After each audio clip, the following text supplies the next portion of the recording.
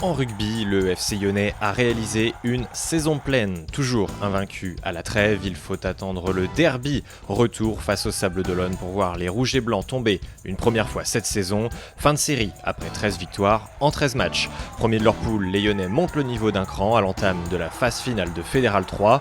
Battu lors du match aller des 16e de finale, le FCY l'emporte 43-17 au retour contre Romans-sur-Isère. Un succès qui envoie le club à l'étage supérieur en Fédéral 2. Autre club de La Roche-sur-Yon à avoir bouclé une saison époustouflante, en hockey sur glace, le Hogli réalise un sans faute sur la saison régulière de Division 3. Une formalité, rendez-vous inscrit à l'agenda, celui du carré final à Lyon. Après une victoire inaugurale contre Dijon, le Hogli signe face à Damary-Lélis sa remontée en D2. En finale, face à Lyon, les Aigles bouclent une 23e victoire en 23 matchs et décrochent le premier titre de l'histoire du club.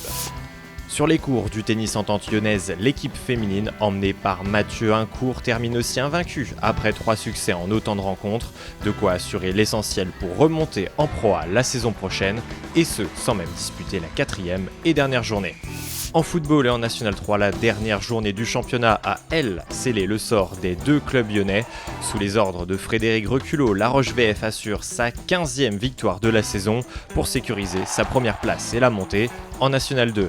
Défait 4-1 dans le derby, La Roche ESO termine de son côté 11e et est relégué en Régional 1. Chez les féminines de l'ESO en 2e division, la saison fut tout aussi délicate. En panne sèche de victoire pendant près de 6 mois, les joueuses de Fabrice Bouillet avaient enchaîné 3 succès de rang à la mi-avril, laissant flotter comme un parfum d'espérance dans la course au maintien.